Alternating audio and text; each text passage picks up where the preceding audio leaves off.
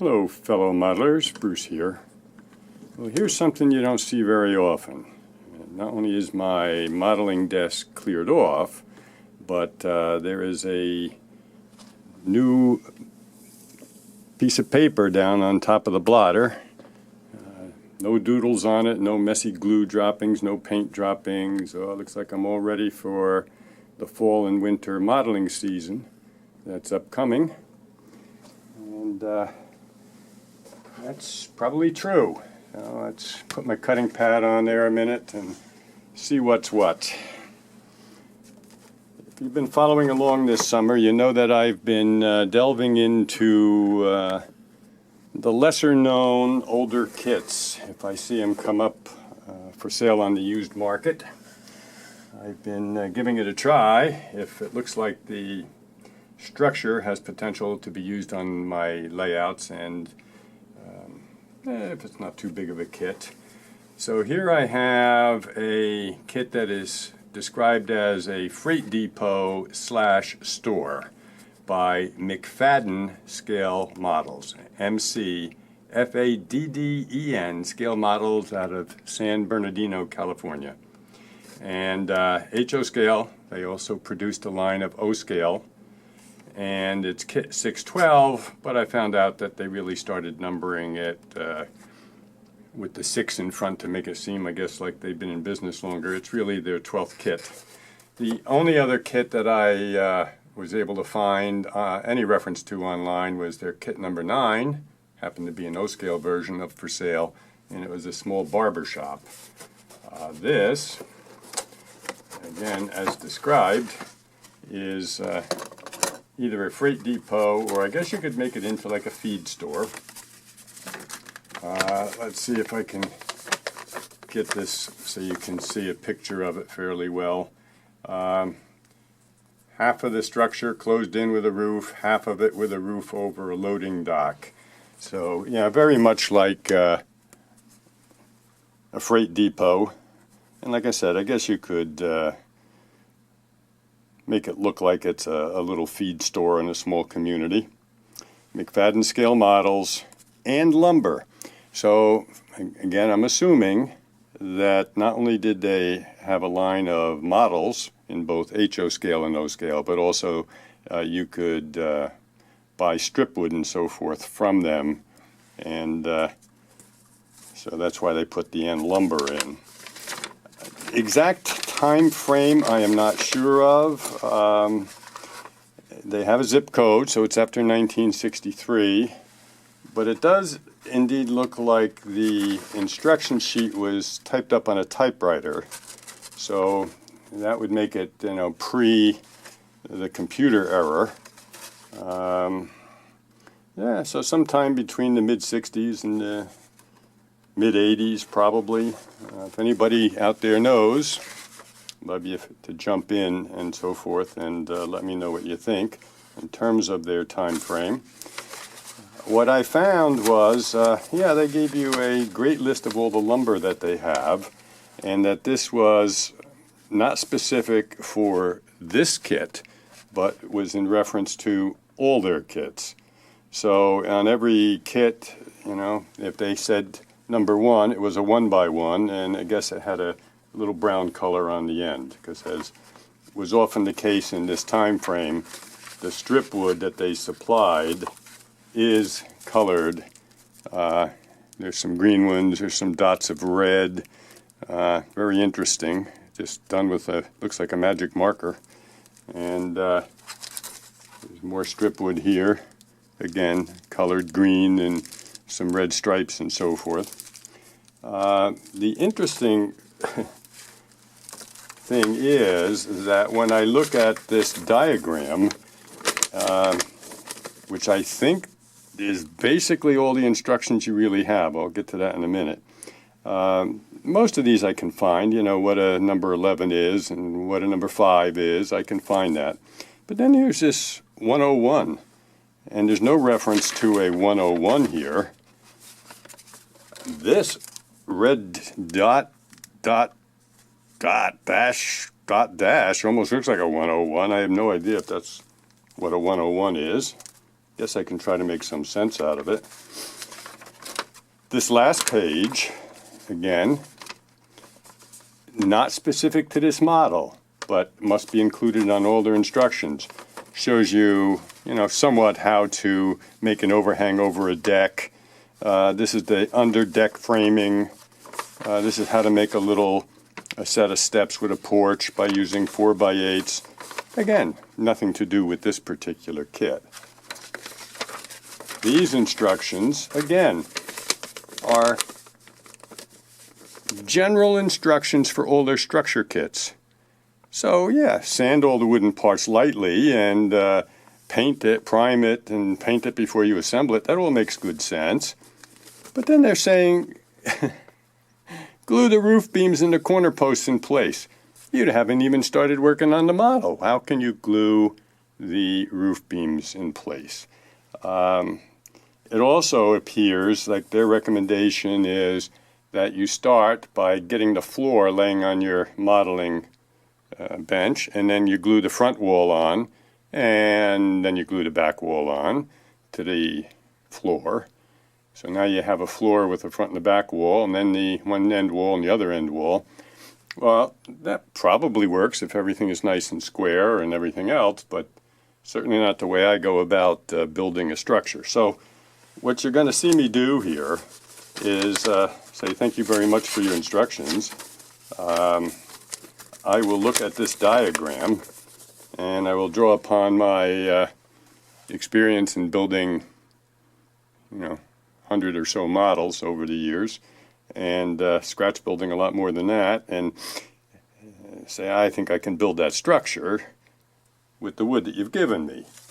So I think that's how I am going to proceed on this. So even though it's a small structure, and that other one that I saw, their barber shop, was also a very small structure, which would tend to appeal to a beginner, these instructions would probably discourage a beginner from ever building another strip wood and scribed wood kit. So let's see what we have here besides the obvious strip wood, because there is some, looks like roofing and probably flooring and other things here. So I'll leave that strip wood there. They're making it sound like it's dimensional lumber, dimensional lumber, like 2x4s and so forth. So I'll make sure that it's not fractional. This is a piece of plywood. It's for kit 612. I guess it's the floor. I don't know. There's probably a front wall and a back wall, 2 end walls, so that's promising. The window and door openings are cut out, which is, a step better than the generation of models where they were only die stamped and you had to cut them out. And it appears like they have given us some plastic windows and doors. In those general instructions, they did say if the doors are not exact fit, you might have to cut them down to size, because again, I guess they did not have specific doors and windows for specific kits, but rather tried to make them work with many different kits. So yeah, here's 4 windows in black and 2 doors, no windows. Oh yeah, there's no, really no. Wondered whether there was a transom up there, but it isn't. So they're just panel doors. So yeah, when I start building this kit, you will just see me build it, not necessarily following these instructions, but just putting it together the way I would if I was scratch building. So I will talk to you then. Okay, take care. Okay, just a little progress since we talked last. I've been thinking about this a bit in off hours in terms of overcoming some of the shortcomings of the kit, but let's look at a few things first. If there was any question as to whether this was produced in the era of die cutting, here's the end window and end wall, I should say, and you can see that the window in there is been stamped but not cut out yet. So yeah, we're in the die cutting era of kit production. Even though on the front and rear walls they had the openings already cut out, and I don't know whether that was done at the factory or done by a previous owner, but either way it was done. I've cleaned up the window castings and test fitted them in the proper spots, and that all works good. So yeah, I'll cut this out, and the last window will fit in there.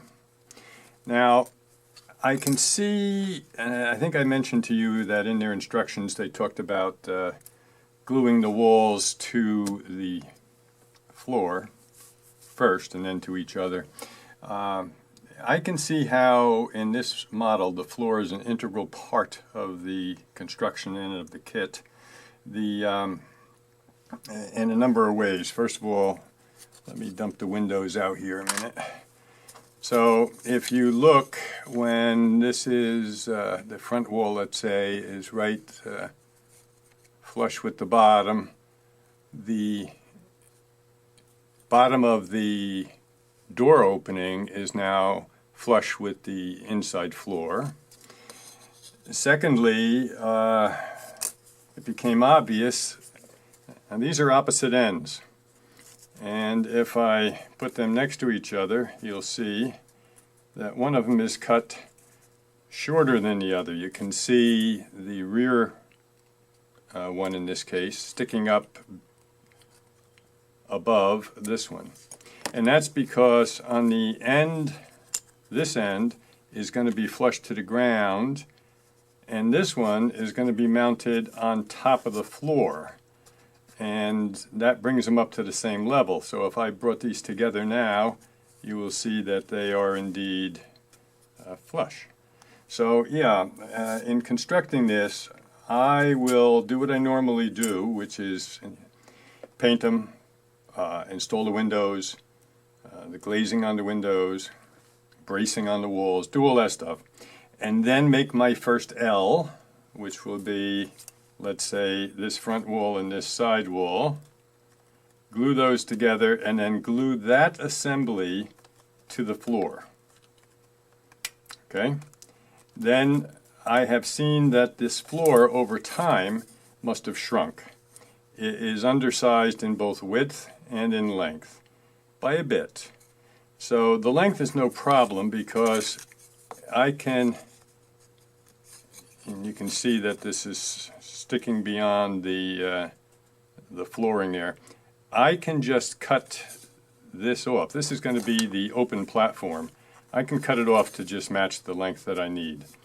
But on the width, what I am going to have to do so that it becomes wide enough again to do the job, what I'm going to have to do is put a filler in here, and that's not too difficult to do because this floor is 1/8 inch plywood.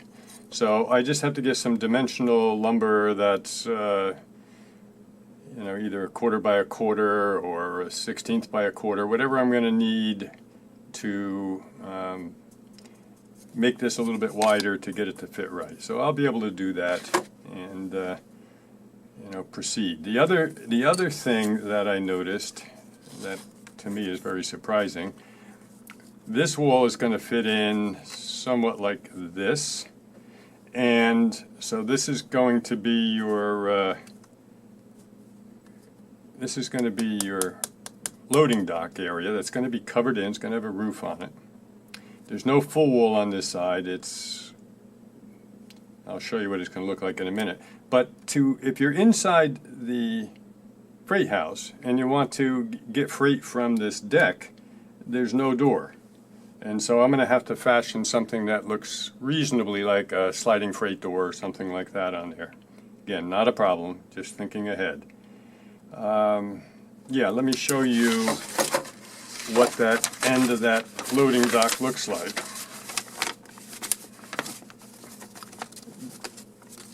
Let me make sure you can see this okay. Yeah, you can. This is the framing for the roof of the over the loading dock. Here's the base of the loading dock.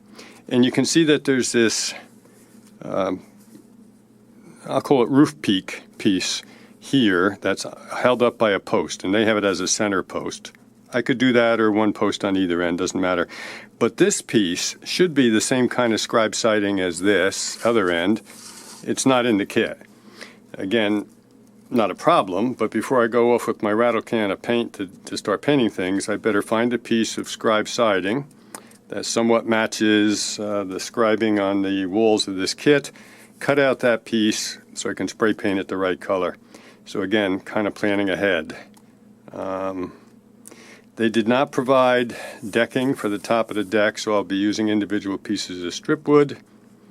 And the other thing that's missing is, you can see this is scribe siding, and it's kind of like the covered in the below the decking here, but there's no such thing for the end. So I have to fashion something for that too. So yeah, step by step, at least I've reasoned a number of things out. I'm now sorting this wood. I think some are 1x, a good amount of them are 1x, 1x6, 1x8, 1x10, and some are 2x, and then there's some angle for corners and stuff. So I'm just going to sort it out, and I'll try to use as much of that as I can without dipping into my other supplies. But yeah, moving along. Talk to you again soon. Okay, we have the basic sanding and painting done. So we're just about ready for assembly. So let's just summarize what we've done so far. Using a rattle can, I spray painted the walls, and then by brush I painted the windows and the doors a contrasting color, so somewhat a grayish brown and somewhat a creamy color for the trim here for the doors and the windows. And with this window in place here, you can kind of see the contrast that we'll get, which should be fine.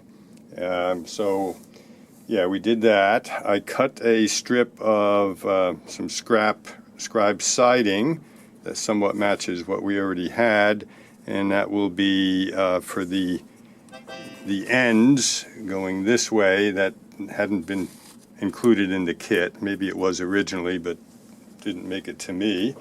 And I've cut the peak out for an end wall on the overhang of the covered loading dock area. So that would be this piece here I've cut out. And I have some square stock here that I can use for this upright. And although they don't show it, I will probably put some angle braces on it to make it look like it's more stable. So yeah, we're making progress. So it's now time for some assembly. I'll put the windows in and the glazing on the windows, and then start assembling the walls to the flooring. As we discussed, the flooring is too narrow, but it is 1/8 of an inch thick. You can see that. This is 1/8 of an inch square. And if I were to glue that onto that, that brings us to the width that we need it to be, I believe. Maybe a little bit of sanding will be necessary, but not much. So, yep, let the assembly begin. Maybe we can salvage this thing yet. Okay, I mentioned before that they had no provision for a human being to walk from the enclosed part of the freight house over to the loading dock from inside the freight house, and that I was going to, I was going to build a little freight door And just show you how I do that, I've made many of them this way. So I start by putting a set of perpendicular guidelines there on a piece of paper and cut the wood to the height of the door, and just the tiniest little dabs of glue on the edge, and I mean tiny. The reality is this door will be glued to the wall that it's going to be attached to, and so really this is supporting nothing. It just helps me a little bit when I peel this thing up as a unit. Have a little bit of double-sided tape holding parts of this just enough to keep it steady while I'm working on it. And again, a couple little dabs on one edge there. That might have been out of your view. I'll be more careful on the next one. And there's 3 of them. And again, just dab, dab. Couple little dabs. And get that in place. Line it up on the bottom.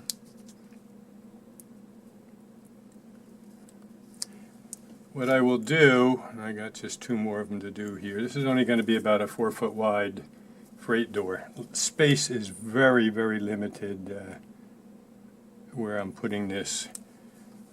And I need enough room to make it look like there's enough of the overhead slide for this thing to slide along. Push it in there nice and tight. One last one.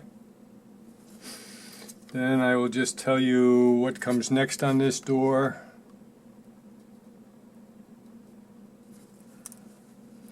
All right, there's the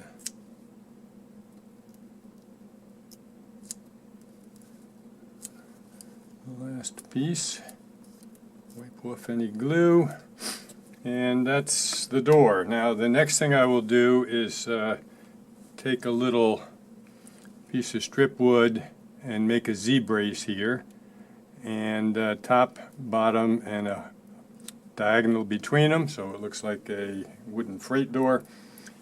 Once that's dry, I'll peel it up from this piece of paper and install it on the wall. Now the trouble with this, and the reason I had to make such a small door, is that the bottom almost 3 feet of this is extending below the decking. So that's about how much shows. And so you put the door in, you have enough room for your bar to go across here that will hold the door up. That actually looks like a slide. It'll slide on that. This is piece of angle wood here. And that'll pull it off. Better than having nothing there. So, okay, be back with... Okay, let's see where we are. Structure is really starting to come together. This is the one side that has the window, a single door on this side, 2 windows and a door on that side. There's the door that I fabricated to look like at least there was some entrance or egress between the enclosed part of the freight house and the open deck. You can see I've thought ahead. I like the looks of a light from the ceiling shining down onto a covered loading dock. And I will share a picture with you right now.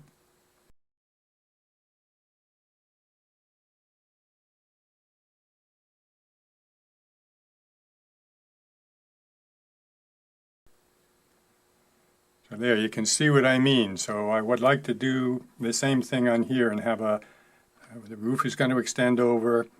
So I'm going to have one light down in the middle, and I've drilled a hole in the very top of the end wall, and I think you can see the hole here down in the floor, so that I'll be able to bring the wire through. So starting to do the decking, and I did take this piece out of my scrap box that they had not included to, complete the board enclosure all the way around that loading dock. If you recall, I had to fabricate this. This will sit up here. I gotta still create the way of suspending that. And then there will be roof beams going from here to here, and then the whole roof will cover everything. So yeah, next steps, finish up the decking, then take care of suspending this where it belongs, and put in the roof supports here, including the one that will hold the lamp where I want it, thread the wires through. Once the wires are through, I will put the roof supports here, and then it's just the roofing. So coming together quickly, some steps when all is said and done, and we'll be good. Might have salvaged this thing from the scrap heap. Alrighty, talk to you again soon. Okay, just a quick look at where we are with the freight house. Excuse me, before I put the roof on. I've installed the end to the covered portion of the loading dock. I've installed a lamp up there that I think you can see, stairs for the loading dock and to get into the house, the enclosed portion, and on the back. So as far as the actual unit itself, all that's left is the roof. Here's the subroof, and I think I will be putting cedar shakes on that. So that's coming up next. And then way over here, I've come up with just a few detail items that I will put on the loading dock, and probably a worker up there too. So that's it. Next time you see it, it should be done. So here we are, the McFadden Models and Lumber freight house / store, assembled, and I would say saved from the scrap bin. Who knows how many decades it sat in the box someplace. Picked it up on eBay, $20 including shipping. If you recall, the instructions were pretty much worthless. A number of parts missing, including this end piece and that end piece. And yeah, made up into a fairly decent looking little model. Certainly look fine in place on anybody's layout. And these little structures can fit, you can fit so many of them on a layout. It's amazing. So I certainly don't mind building a number of them, because I know I'll find space for them. So yeah, at some point I'll do a little weathering on the roof yet, and probably put a smoke jack on it. They didn't mention that or include it, but if the structure's enclosed in the climates that I model, you would have at least a potbelly stove. So I'll do that. And yeah, just a little bit of detailing and a man with a sack on his shoulder, and yeah, looks pretty good. So a combination of a kit build and a scratch build here, and I think it looks pretty good. Alrighty, as always, if you enjoyed the video, please give it a thumbs up, and if you have not already done so, please subscribe to the channel. Prime modeling season is coming up. The leaves are starting to fall. Projects will be going fairly rapidly on the layout, and I'll be doing YouTube videos on them, and if you don't want to miss them, the best way is to subscribe. Alrighty, talk to you again soon.